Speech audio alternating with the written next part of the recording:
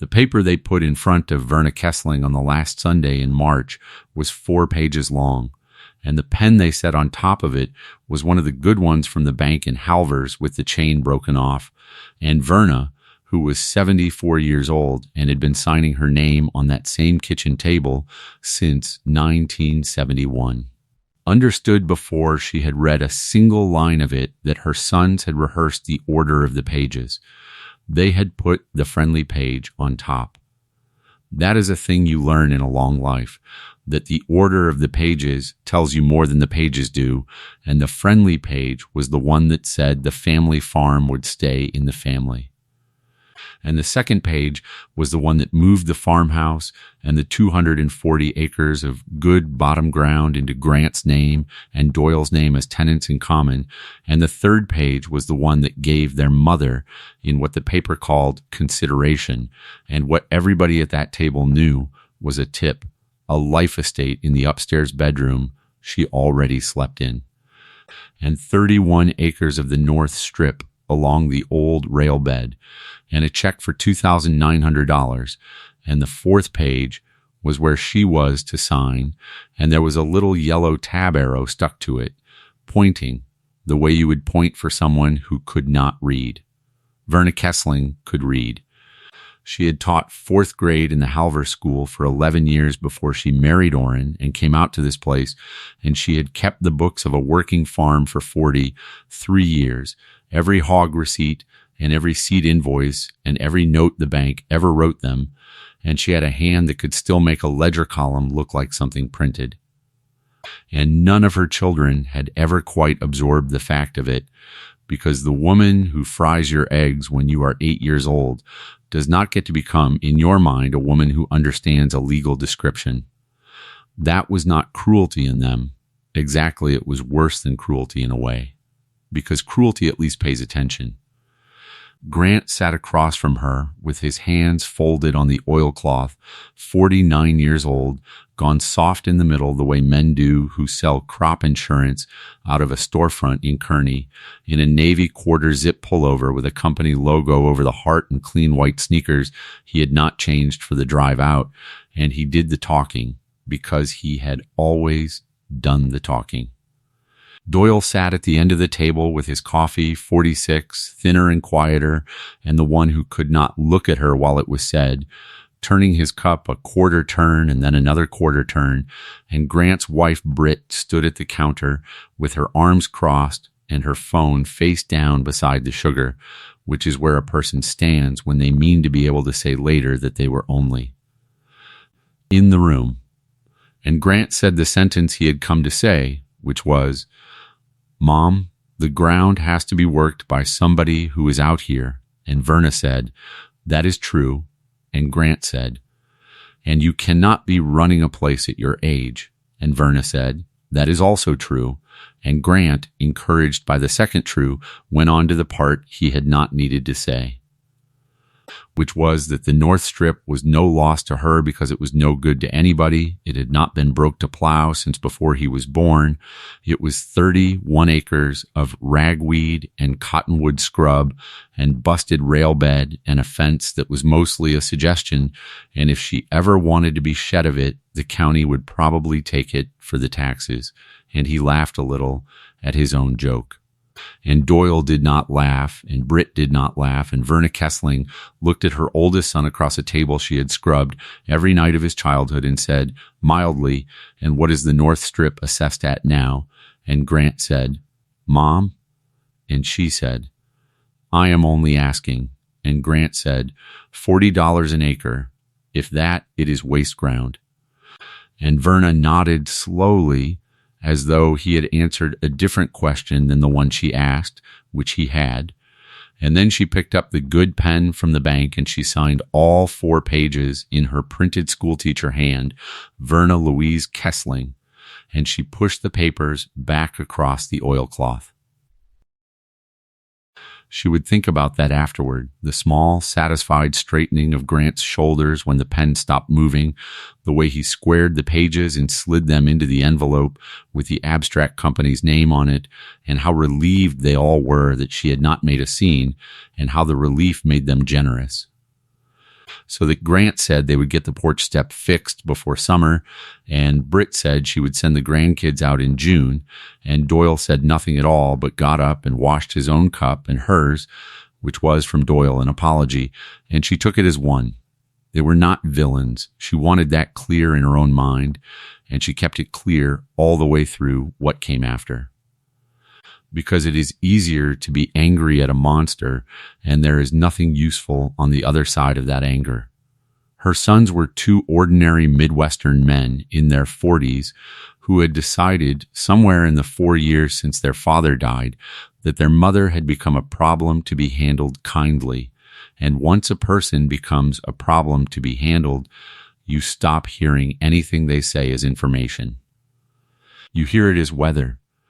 And that is how a family that loves you can strip you and feel good about it on the drive home. Orrin Kessling had been dead 4 years that April. He had gone the way farmers go who have been told for 30 years to see a doctor, quickly and at the wrong time of year, in the middle of a wet April, with the planter half rebuilt in the machine shed.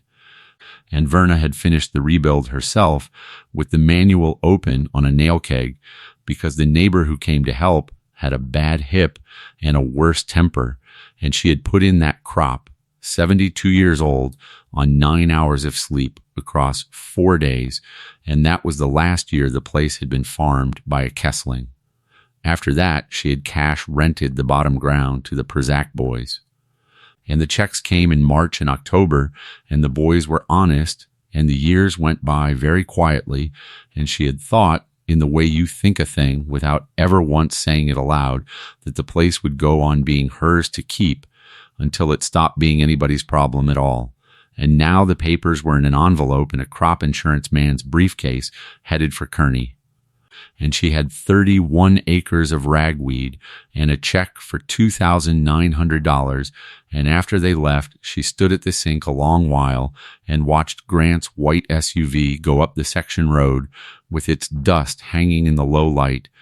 And then she did the thing that was so ordinary in her that not one of the three of them would have thought to worry about it. She got out the deed. Not the paper she had just signed, the old one, the one from the abstract, because Verna Kessling had never in her life signed a document without also going and looking at what the document was standing on. Orrin had been the same.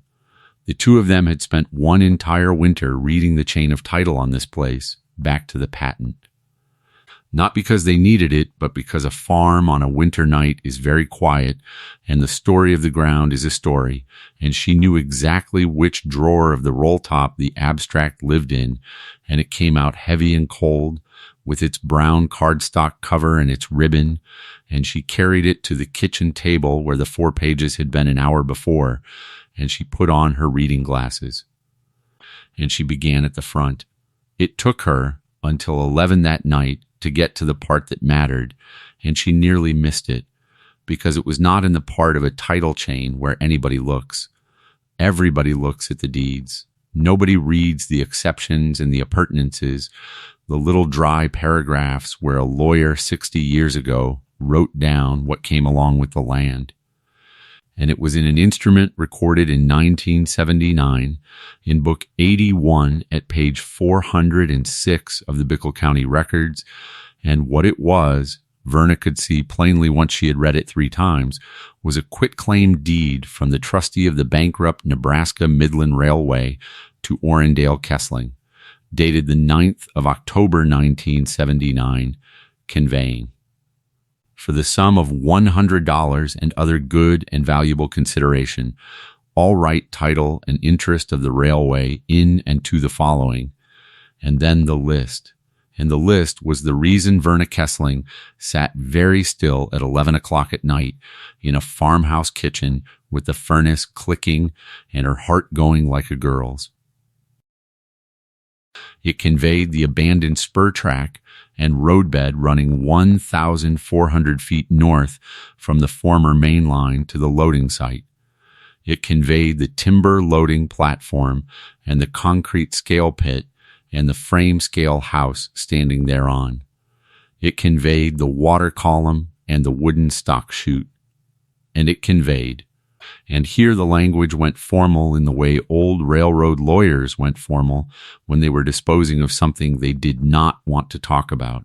One wood-sheathed boxcar, number 4419, standing derelict upon the said spur, together with all lading, contents, and appurtenances thereof, the same having been abandoned in place by the railway and not thereafter reclaimed by consignor, or consignee, together with all lading, contents, and appurtenances thereof.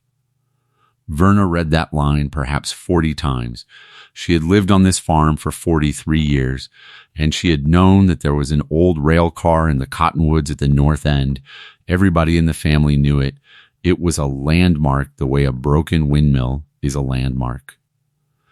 The kids had called it the train when they were small and had been forbidden to go up there because Orrin said the floor of a rotten car will drop a child through and nobody will hear him. She had not laid eyes on it in 20 years. She could not have told you if it still had a roof.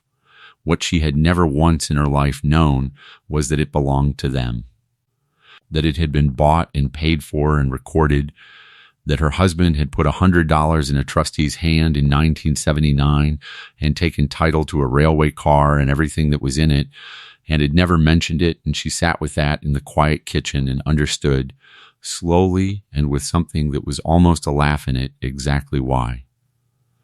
Because Orrin Kessling had bought the spur. That was what he had wanted, the 1,400 feet of roadbed and the platform and the scale. Because in 1979, a young farmer with 2 little boys and a note at the bank was thinking about a day when he might load his own grain, and the car had been in the way, a piece of junk the railroad was glad to be rid of.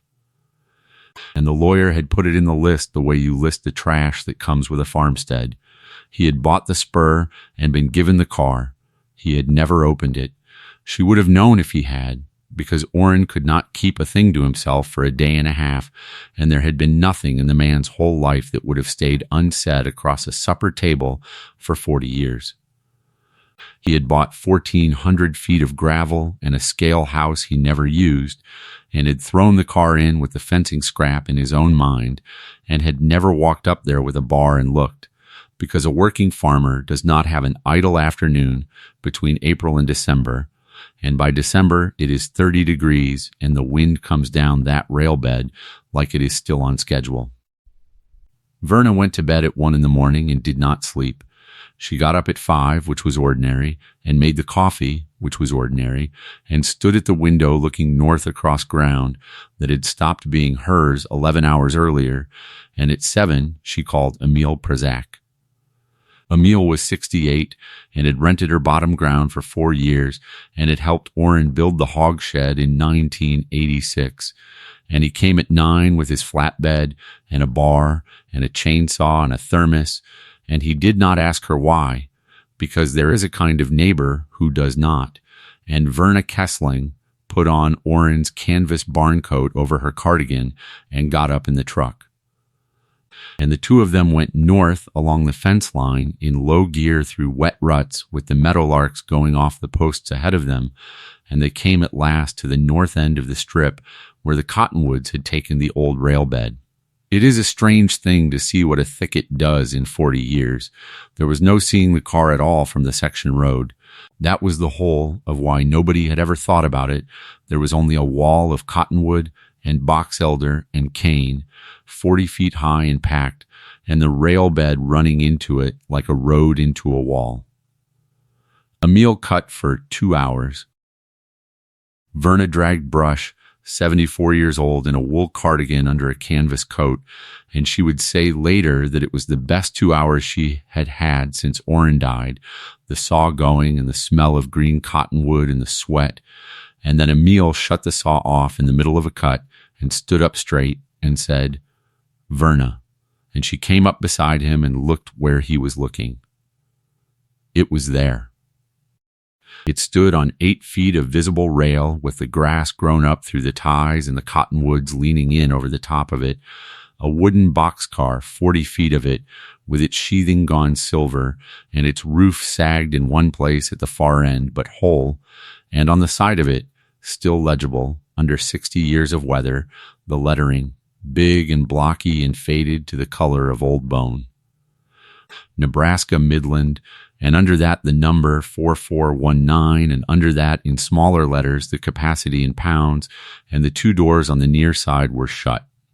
Not broken, not hanging. Shut, both of them, in their tracks, and across the near door, drawn through the hasp, and the door locked the way a railroad has closed a loaded car since before either of them was born, was a car seal.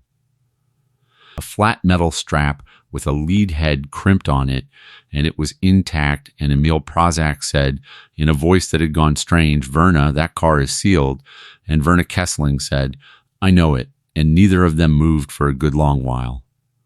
Because a sealed car means one thing, and only one thing, and Emil had hauled grain for 30 years and knew it as well as she did.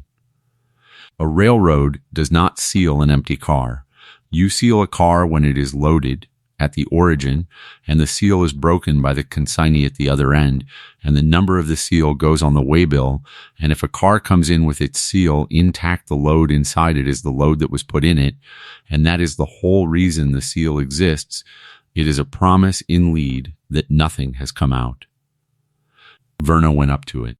The step at the door was rotted through, and Emil put his own shoulder under her hand, and she got up on the sill and looked at the seal, and the lead head had a stamp on it, worn but there, and under the grime she could read part of it, a road name and a set of numbers, and she stood on the sill of a sealed railway car on 31 acres of ground her sons had handed her out of pity, and she said, out loud, to nobody, well, Orrin, Emil, did not want to open it.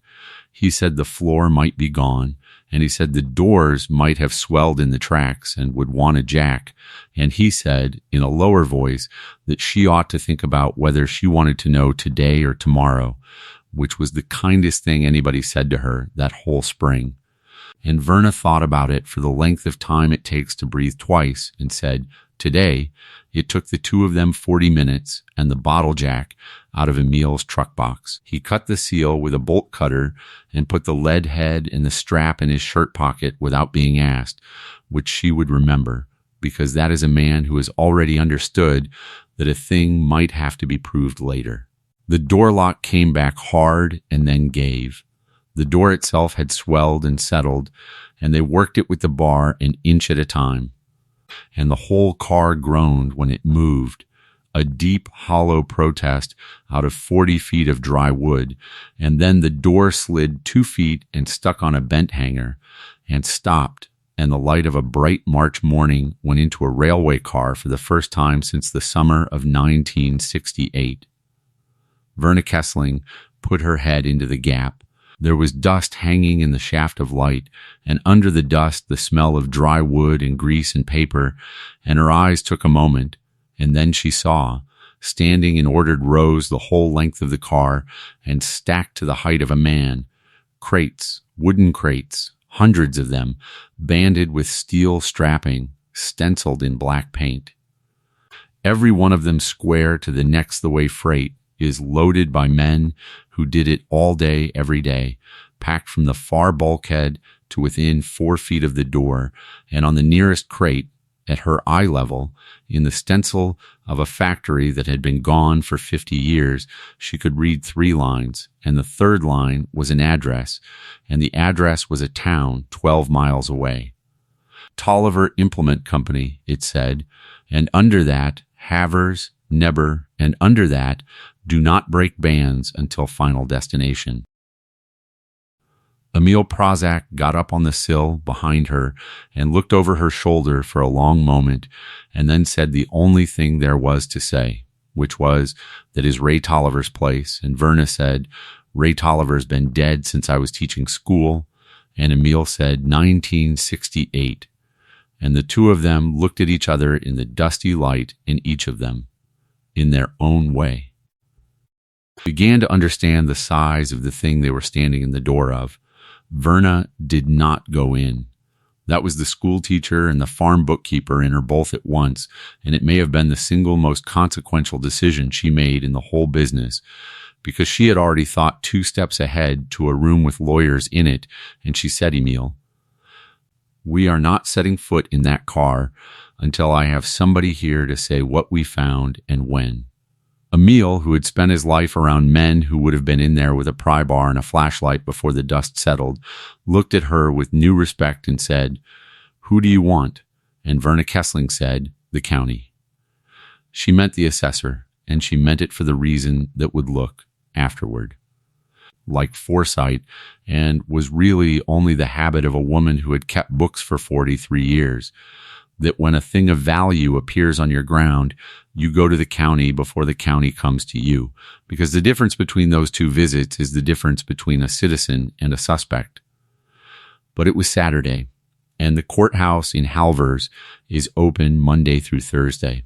And so what happened first was not the county at all, it was Rosalie. Rosalie Kessling was Doyle's daughter and Verna's only granddaughter, 22 years old, in her last semester at the community college in Grand Island, studying accounting of all things, and she had been driving out to her grandmother's every second Sunday since her grandfather died. And she came that afternoon with a grocery sack and found the house empty and the truck gone and walked out the north fence line because she was her grandfather's granddaughter.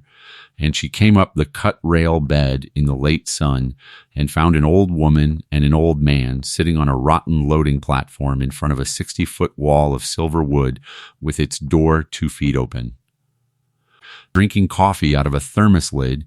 And Rosalie stopped dead, and Verna said, without turning around, "Rosie, get your phone out and start taking pictures of everything. Start with the number on the side." And Rosalie Kessling, to her lasting credit, did not ask one single question until she had taken 140 photographs. It was Rosalie who found the paper. Not inside. They still had not gone inside, but on the outside of the door frame in a steel holder screwed to the wood.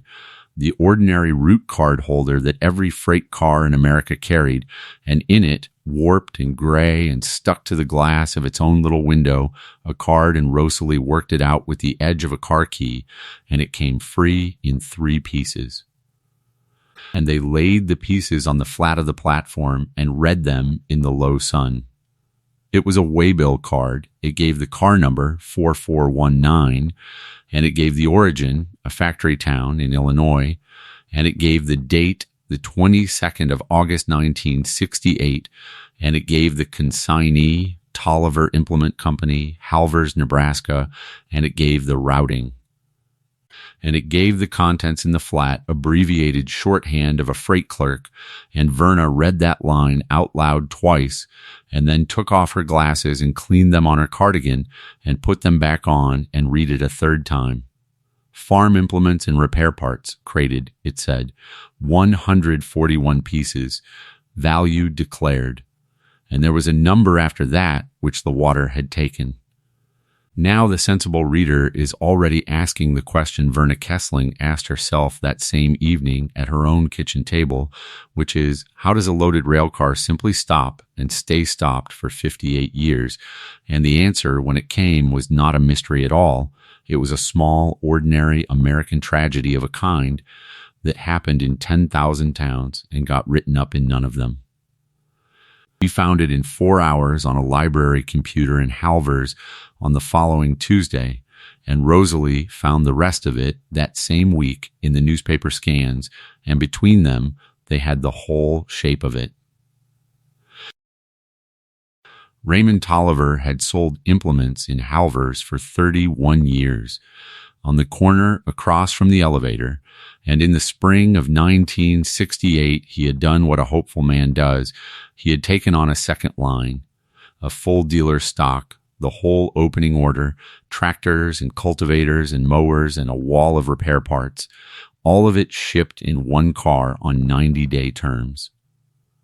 And the car had been loaded at the factory on the 22nd of August and sealed and sent, and it had come up the Nebraska Midland and been set out on the Kessling Spur, which was the nearest siding to Halvers that had a platform and a scale, on the 9th of September 1968 to be unloaded by the consignee within the free time allowed. And on the night of the 12th of September 1968, Raymond Tolliver, who was 54 years old, had a stroke in his own store while he was closing out the register and died on the floor between the counter and the parts bins and was found the next morning by the boy who swept. And after that, Verna said to Rosalie, "Everything that happened is exactly what you would expect to happen, and not one person in it did anything wrong." The store closed. The widow, who was not a young woman and who had never worked a day in the business, had a funeral to get through and a house to sell and a lawyer in Kearney telling her to sign nothing. The dealership's franchise died with the man who held it. The freight bill on the car had not been paid, and the widow had no way to pay it, and no earthly use for 141 crates of farm implements she could not sell without a dealership. The factory in Illinois wrote it off against the dealer bond and went on. The railroad billed demurrage on the standing car at $4 a day to an estate in probate that ignored it, and then billed it to nobody. And then, 3 years later, in the wave of bankruptcies that took every little Granger road in the middle of the country in the early 70s, the Nebraska Midland went under and its trustee began selling off the pieces. And in 1979, a farmer named Orrin Kessling paid $100 for 1,400 feet of dead spur that ran across his own. North Strip and the trustee's lawyer, clearing his desk of a car that was not worth the cost of a crew to come and get it, wrote it into the list. And the rails to the main line were pulled for scrap in 1981, Rosalie said, reading it off the screen. So after that, there was no way to move it, even if anybody had wanted to. And the Cottonwoods came, Verna said. And nobody ever broke the seal, Rosalie said. And Verna Kessling said, "Why would they, Rosie? Everybody who knew what was in it was dead inside of 4 years, and everybody after that just saw an old car in the trees. That is the part people find hardest to believe, and it is the part that is easiest to prove, because it is only the ordinary arithmetic of forgetting. A thing does not have to be hidden to be lost.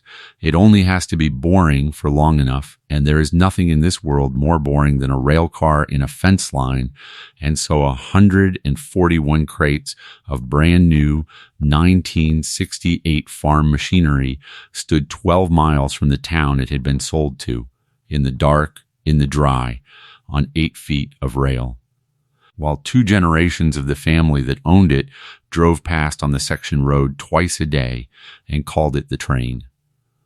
The assessor came on the Wednesday. His name was Arlen Voss, and he had been the assessor of Bickle County for 19 years, a tall, stooped, careful man of about 60 in a windbreaker with the county seal on it, and he had known Verna since she taught his cousin.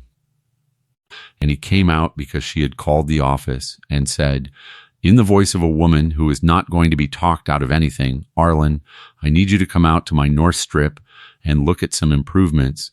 And he had come expecting a grain bin.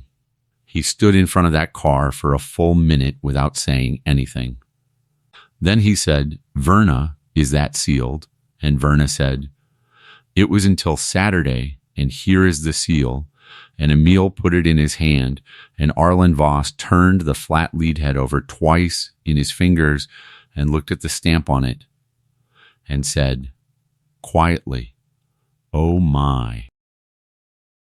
They opened the door the rest of the way that morning, with the jack and a bar and a bottle of penetrating oil and a good deal of swearing from Emil. And when the door was back, the whole 7 feet, the light went the length of the car, and the 4 of them stood at the sill and looked in, and that was the first honest sight of it. And Verna Kessling would say afterward that it was the only time in her life she ever understood what the word cargo means. It was not a pile. That is what she had been braced for, some tumbled ruin. It was a load. It was 141 wooden crates stacked and squared and blocked and braced with dunnage lumber nailed to the floor. The way a factory shipping department loaded a car when men who took pride in it did that work, every stencil facing the aisle so the unloading crew could read it, and down the middle a walkway 2 feet wide, and the whole of it under a smooth, even coat of dust the color of flour and nothing else. No water stain on the floor. No daylight through the roof except one soft patch at the far end where the sag was. No animal ever got in, because a sealed car with a tight floor and a tight roof is the best storage building ever built. That is what it was designed to be, and the dry high plains air had done the rest. Arlen Voss got up into the car first because Verna made him. And he walked the aisle with a flashlight and read the stencils out loud, and Rosalie wrote them on the back of an envelope, and it took him 20 minutes to go the length of it. Cultivator, 2-row, crated, 1 each. Cultivator, 2-row, crated, 1 each. Mower, sickle bar, 7-foot crated, wheel, front, and then a part number. Seat, spring, and a part number. Manifold, and a part number. Pistons, set, oversize, and a part number. Radiator core. Fender, left, fender, right, hood, assembly. And then, at the far bulkhead, 4 crates that were not like the others, taller and longer and heavier, banded with strapping twice as wide, and the stencil on those said the maker's name and a model number, 4400, and under that, tractor, row crop, knockdown, 1. And Arlen Voss stood in front of them a while with his flashlight, and then came back up the aisle a good deal more slowly than he had gone down it. There are 4 of those, he said. 4 crates, Verna said. 4 tractors, he said. There are 4 crates to a tractor. They ship them, knocked down for dealers to set up on the floor that is a tractor in a box, Verna. And there are 16 crates like that on the end of this car. She had not counted that far.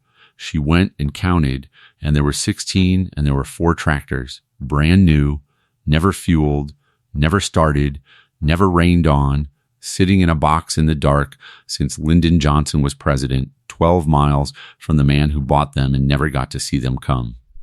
And that was the Wednesday, and that was still only the beginning of it, because a discovery is not a fact until somebody with letters after their name says it is, and Arlen Voss, who was a careful man, said so plainly on the platform before he left. Verna, he said, I am the assessor. I value real property. I can tell you what that platform and that scale pit and that spur are worth to this county, and I will. But what is in that car is personal property, and it is out of my line entirely, and I would be doing you a disservice to guess at it out loud. I will tell you 2 things, though.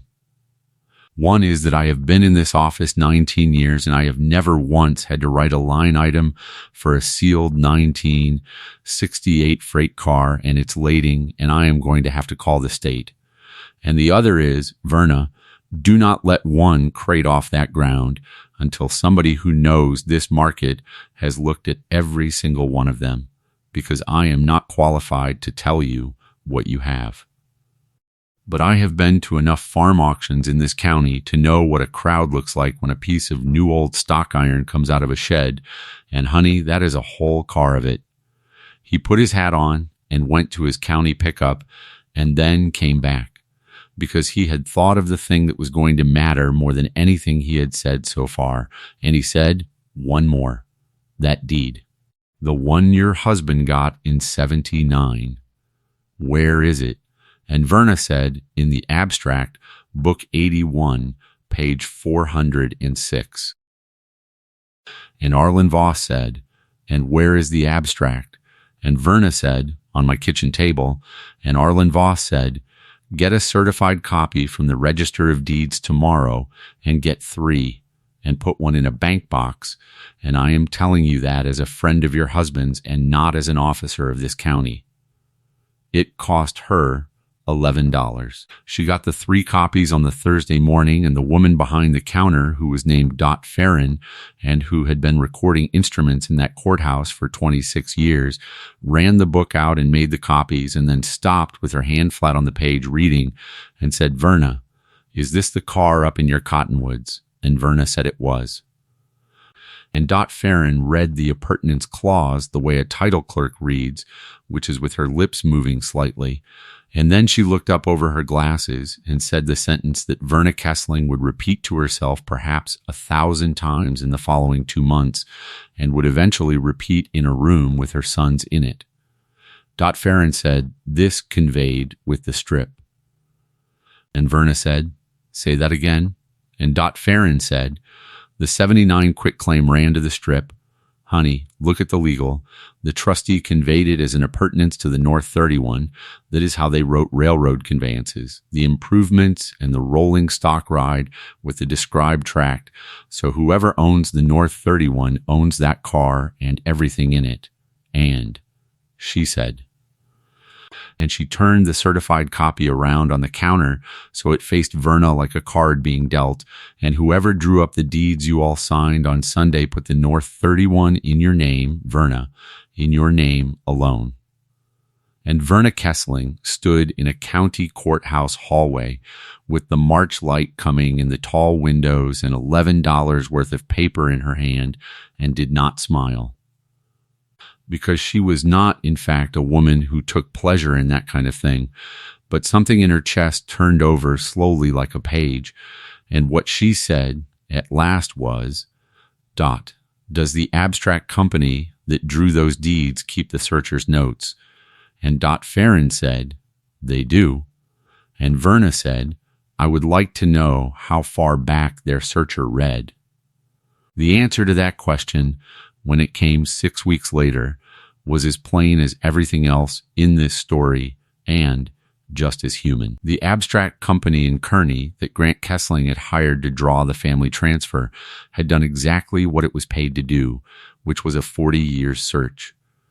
Because a 40-year search is the standard, and it is what a title insurer requires, and it is what a crop insurance man in a hurry pays for. And 40 years back from this March lands in the spring of 1986. And the quitclaim from the trustee of the Nebraska Midland was recorded in October of 1979, 6.5 years outside the window. The searcher had not missed it. The searcher had never been asked to look.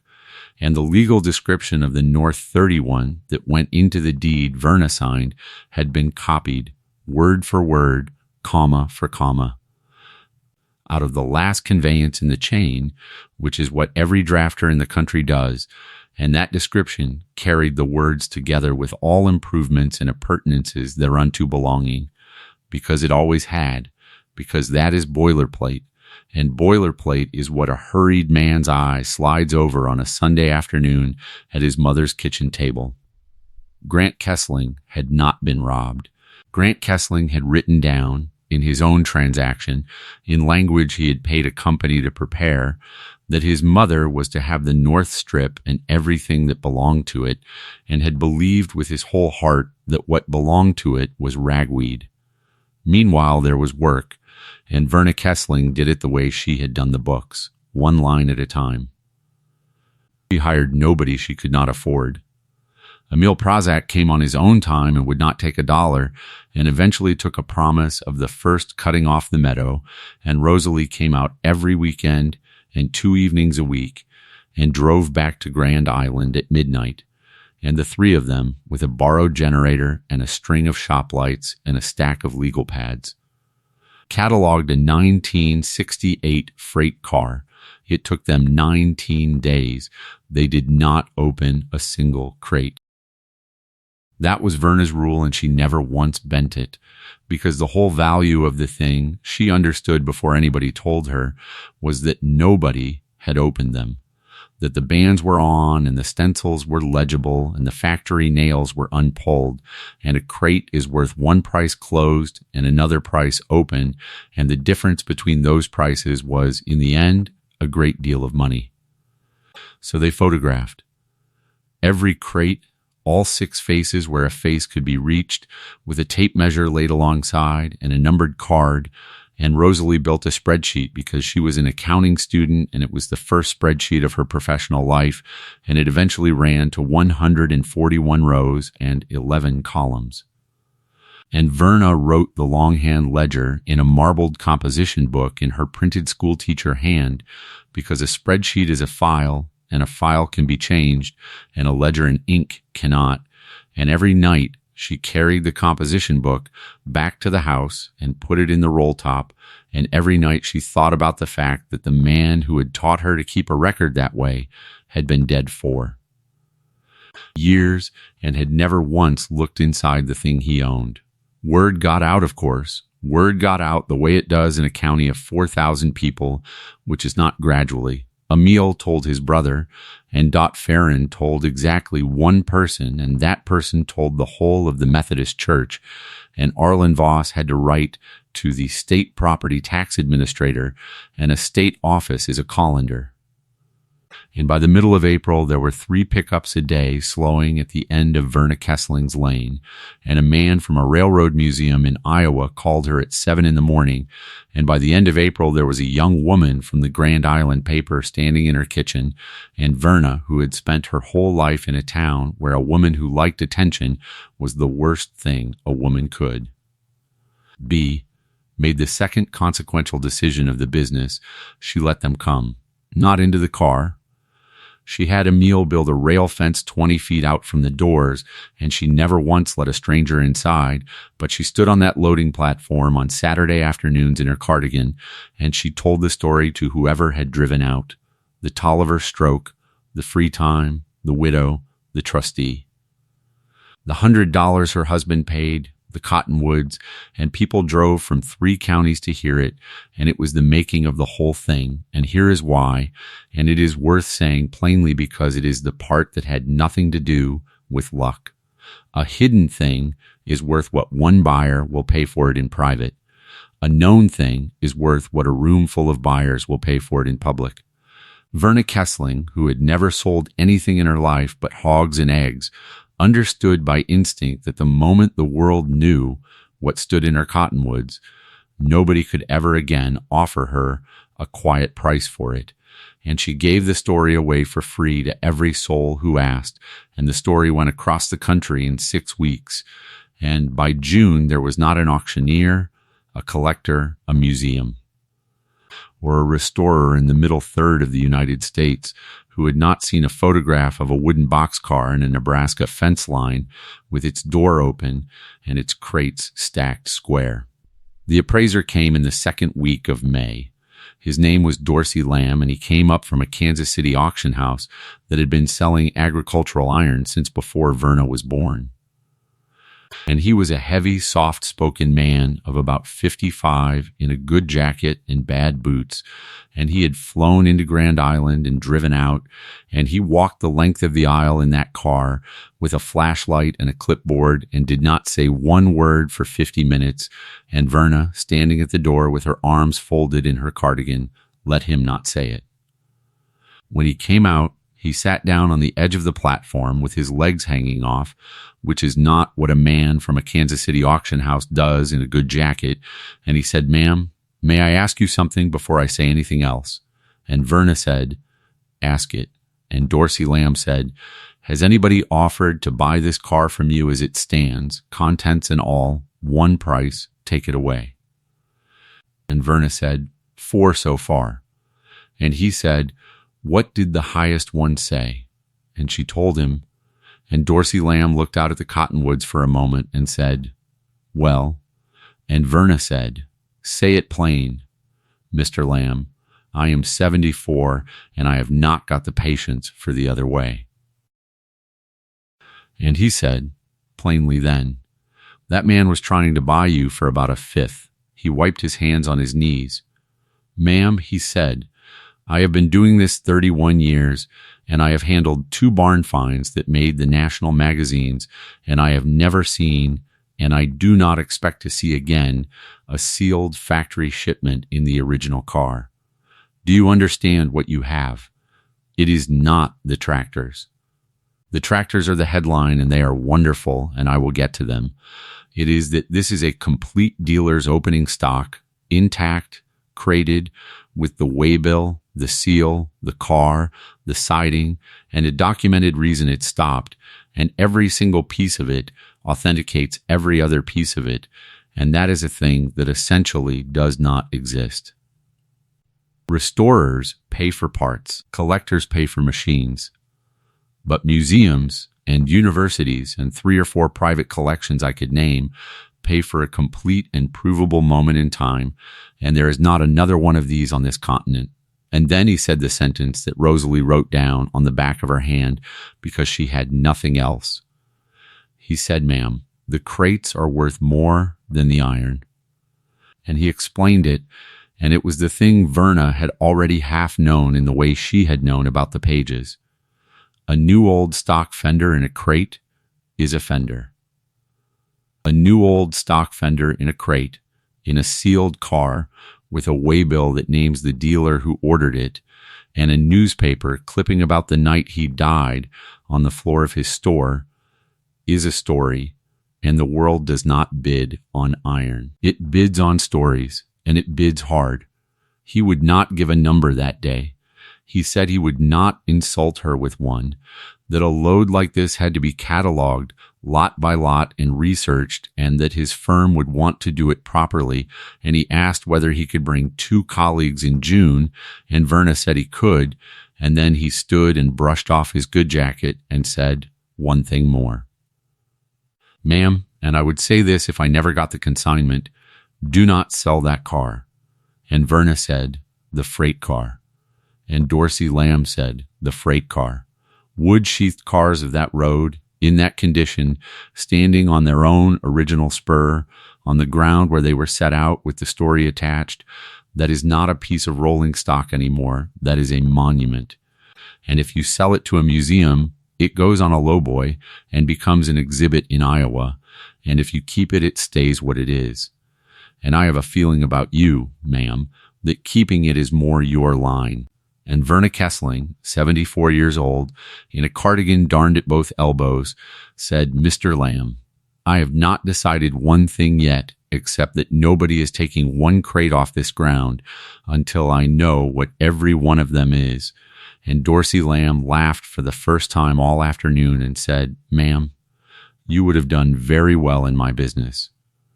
Grant heard about it in the middle of May, and he heard about it the worst possible way, which was from a customer. He was in his storefront in Kearney writing hail coverage for a man from the north end of Bickle County, and the man said, "Say, is that your mother out there with that train car?" And Grant Kessling said, "What train car?" That is a small sentence, and it did a great deal of damage. He called her that night. He was not angry at first. He was breezy. He was the version of himself that handles things, and he said, "Mom, what is this I hear about the North Strip?" And Verna, at her kitchen table with a composition book open in front of her, said, "There is a 1968 freight car up in the Cottonwoods. Grant, it is loaded. Your father bought it in 79. And Grant said, "I know about the old car. Everybody knows about the old car." And Verna said, "No, honey. Everybody knew there was a car. Nobody knew it was loaded. The seal was on it." And there was a silence on the line of a length that a mother can measure. Then Grant said, "Loaded with what?" And Verna said, 141 crates of new farm machinery and 4 tractors. And Grant Kessling said, in a voice she had not heard from him since he was 19 and had put the pickup in the ditch, "Mom, do not talk to anybody about this until I get out there." He was out there on the Saturday, and Doyle came too in his own truck separately, which told her something. They walked up the rail bed in their town clothes and stood in front of it, and Verna watched her son see it, and she would say later that it was the strangest 10 minutes of her life because she loved them and she was watching 2 men do arithmetic. Grant went first to the door and looked in, and then he turned around with his hands on his hips and his face, doing something complicated. And he said, well, Mom, this is something.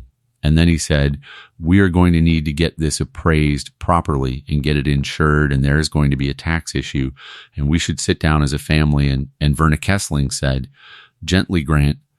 He stopped. She said, "Whose is it?" And her son said, without a half second of hesitation, because he was not a wicked man and had not yet had time to become anything but honest, he said, "Well, it is the family's, Mom. It came off the farm." And Verna said, "It did not come off the farm, honey. It came off the North 31.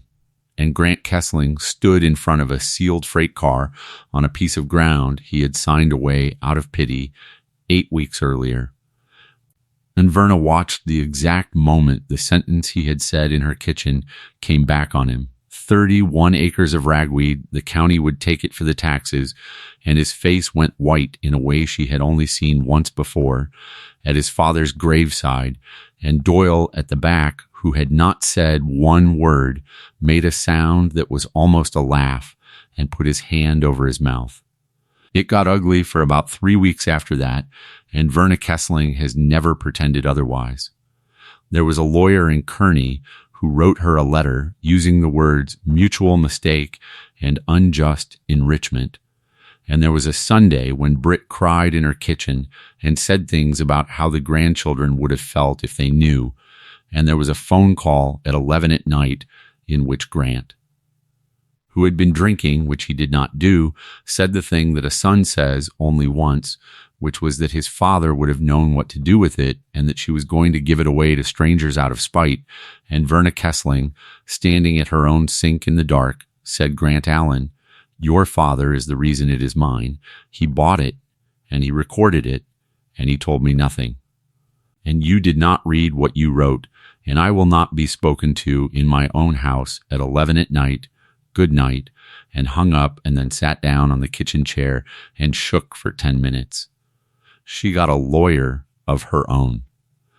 She got the plainest one in the county, a woman named Ines Baca, who worked out of the back half of a converted house in Halvers and did wills and farm leases and had never in her career handled anything remotely like this, and who read the certified copy for 4 minutes and then set it down and said, "Mrs. Kessling, there is nothing here for them." And Verna said, "Tell me why so I can say it back." And Ines Baca said, "Because a deed conveys what it describes, and the description they used carried the appurtenances, and the 79 instrument made the car an appurtenance of the tract, and it is recorded, and record notice is the whole point of recording. The law does not require that a buyer actually read the record. It requires only that the record be there to be read. Your sons had constructive notice of that instrument the moment it was filed in 1979. They had a searcher, and they bought 40 years, and the paper was 6 years past that, and that is not a fraud, ma'am. That is a purchase order." And Verna said, "And if they say I knew," and Ines Baca said, "Did you?" And Verna Kessling said, "Not until 11 o'clock the night I signed," and Ines Baca said, "Then say it exactly that way every time you are ever asked." And Verna did, and it was true, and it held. The number was said out loud on the 11th of June in the basement meeting room of the Bickle County Courthouse at the regular quarterly session of the County Board of Equalization, which is ordinarily attended by nobody, and which that evening had 41 people in it and 11 standing along the back wall. Arlen Voss had to present it because the state had come back to him and told him what he already knew, that the improvements and the tract had to be revalued for the current year and that the personal property had to be listed by the owner, and he stood up in his windbreaker with his folder and read the description into the record in the flat voice of a man who had done this 400 times. The north 31 acres of the northwest quarter, together with 1,400 feet of graded roadbed, timber loading platform, concrete scale pit, frame scale house, and one wood-sheathed railway car standing thereon, and then he came to the valuation line, and he stopped. Verna Kessling was sitting in the second row in her good cardigan with Rosalie on one side of her and Ines Baca on the other, and she watched a careful gray man she had known for 40 years look down at a page he had written himself and go the color of paper. He said, "Excuse me."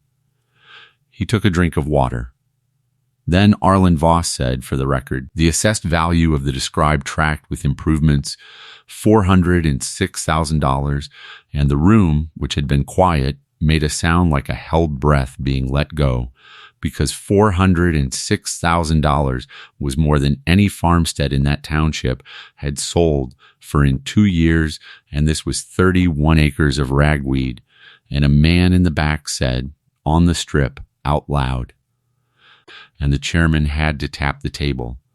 And then Voss said, and the personal property, and here he had to stop again, and he said, Mr. Chairman, the owner has filed a schedule prepared by an appraiser, and I am reading his figure, not mine. And the chairman said, read it, Arlen, and Arlen Voss read it. Personal property, 141 crates of new in-crate agricultural machinery and repair parts, including 4 crated tractors, appraised for auction at a conservative low estimate of $372,000. And, he said, and his voice went strange on this last part, and I am obliged to note that the appraiser's letter states that the low estimate does not reflect the premium attaching to the provenance, and that in his professional opinion the sale is likely to exceed it substantially. Somebody in the back of the room whistled. Verna Kessling did not move. She had known the numbers for 11 days. Ines Baca had them. The state had them. And she had made herself get used to them alone in her kitchen because she was determined not to be seen to be surprised by money. But she said afterward that hearing Arlen Voss say $778,000 worth of it in 2 pieces in a basement, room in a county where the median household made $51,000 a year was the moment the thing stopped being a puzzle she was solving and became a fact she was going to have to live inside of. It was also the moment Grant Kessling found out how much. He was standing at the back wall because he had come, because a crop insurance man in that county who did not come would have been talked about, and he was standing next to a man he sold to, and Verna, when she turned to go out, saw her son's face over the heads of people between them, and it was not greed on it.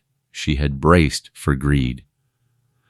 It was grief. He was 49 years old, and he had just heard a county officer read out the price of the thing he had shoved across a kitchen table at his mother with a little yellow arrow sticker on it, and what was on his face was the understanding that no lawyer in Kearney was ever going to be able to undo the fact that he had sat in her house and told her that her share was worthless and that the county would take it for the taxes in front of his wife and his brother with his shoes on her clean floor. The auction was held on the 4th of October on the ground, which had been Dorsey Lamb's condition and Verna's absolute requirement, and it was the largest single-day event ever held in Bickle County, Nebraska, and there's a photograph of it on the wall of the Halvers Cafe to this day. Taken from the roof of the scale house, and it shows 400 and some vehicles parked in a mowed hay meadow in rows, and a crowd standing in the stubble, and at the top of the frame, small, silver, with its doors open, the car. They did not sell the crates out of the car. They sold them on the platform, one at a time, exactly as they came out, and it took 9 hours, and there was a man from the auction house on a portable stand and a live feed to bidders in 14 countries, and Verna Kessling sat on a folding chair in her cardigan under a canopy with Rosalie beside her running the spreadsheet and Emil Prozac standing behind her chair all day like a man.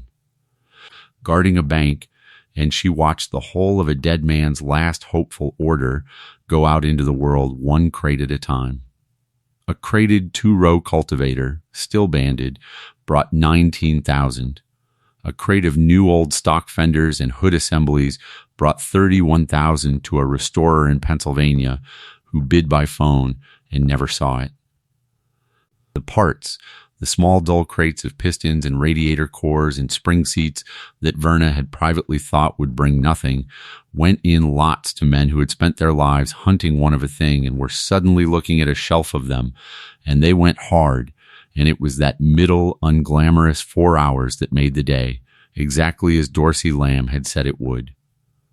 And the 4 tractors, sold last, sold as they stood in their 16 crates, unopened, with the waybill copy in the catalog, brought $244,000, and the buyer, a foundation in Illinois that keeps a museum on the site of the factory that built them, announced from the stand that they would be uncrated and assembled in public over 4 days by retired men who had worked that assembly line, and the crowd in the stubble in Nebraska applauded a thing that was going to happen 600 miles away, and Verna Kessling put her hand over her mouth.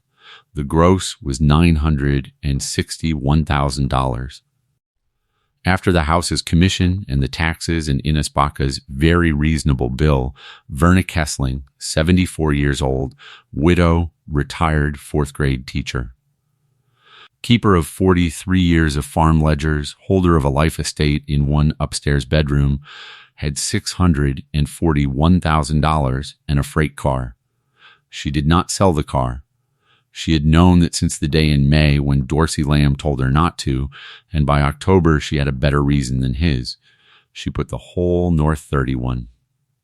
The roadbed and the platform and the scale pit and the scale house and the car into a trust with the County Historical Society and the State Agricultural Museum as the beneficiaries, with an endowment out of the sale to keep the roof on it, and the condition written into the trust in a sentence Ines Baca said was the only bad drafting in the document, and Verna insisted on anyway. That the car remained standing on its own rail on the ground where the Nebraska Midlands set it out on the 9th of September, 1968, and that no crate ever be returned to it, and that the interpretive sign at the fence say plainly, in the first line, the name Raymond Tolliver. She built a lane and a gravel turnout and a fence. And there is a metal box on a post with a laminated card in it, and 11,000 people came the first summer. She kept 1 crate.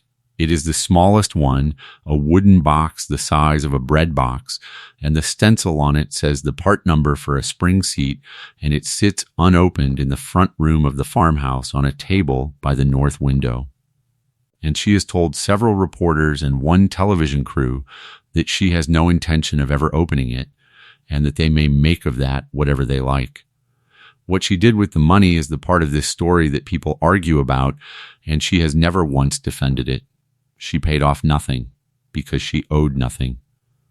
She gave Emil Prozac's grandson 4 years of tuition and would not discuss it. She gave the Halvers Volunteer Fire Department a truck. She put $200,000 into an endowment at the community college in Grand Island for students out of Bickle County studying agriculture or accounting, and the first recipient was not Rosalie, because Rosalie would not be considered and told the committee so in a letter. And she moved out of the upstairs bedroom she held a life estate in and bought the little brick house on Sabin Street in Halvers 2 doors from the cafe, and paid cash and planted a garden in the fall for the following spring, which is the single most optimistic act available to a person of 74. And she did one more thing, and it is the thing her sons did not expect and could not answer. In November, she called both of them out to the farmhouse, and she sat them at the same oilcloth table, and she had 4 pages in front of her, and she had put the friendly page on top, and she said, "I want you to notice that I did that on purpose." And then she gave each of them outright, no strings, no trust, no lecture, $100,000, and Grant Kessling said, "Mom, no." And Verna said, "This is not forgiveness, honey.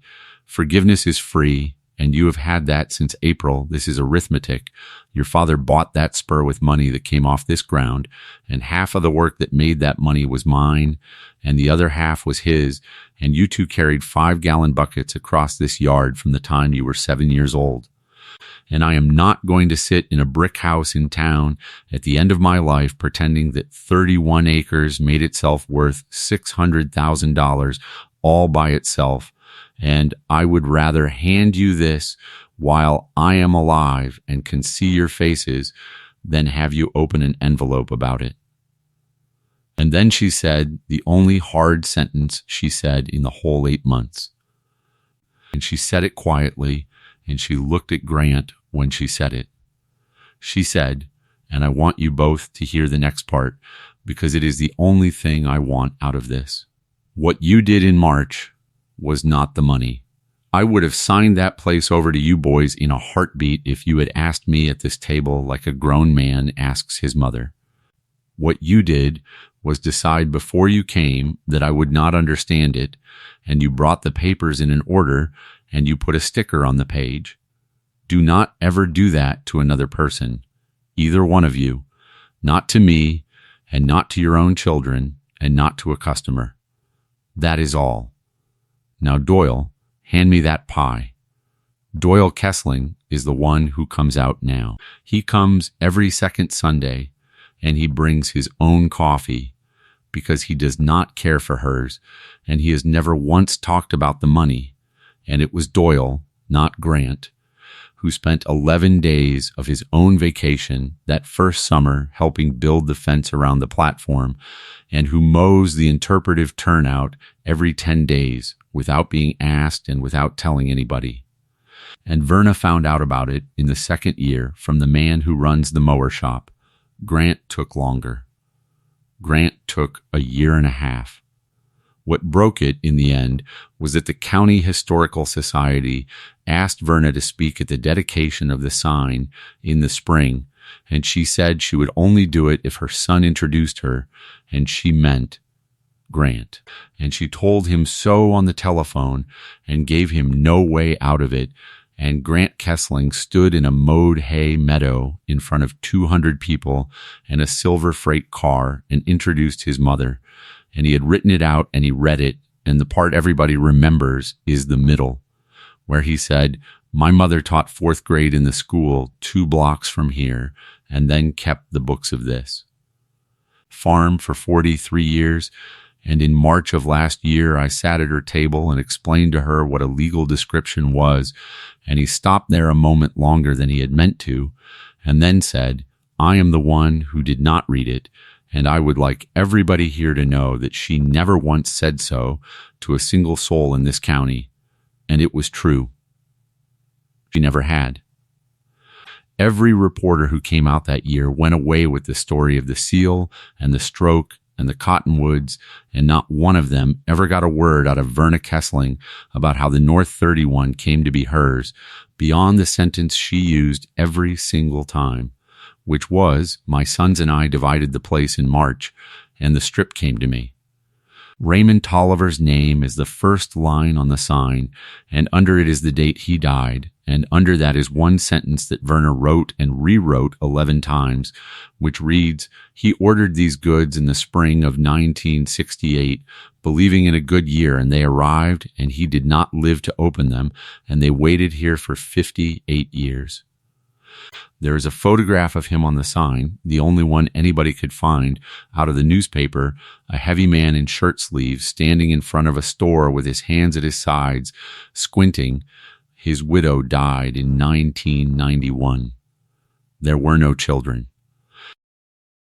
Verna Kessling looked for 2 months, and there was nobody in the world to send $1 to, and that, she has said, is the reason the endowment exists and the reason the sign says what it says, because the only thing you can do for a man who has been gone that long is see to it that his last hopeful act is not left standing in a fence line being called the train.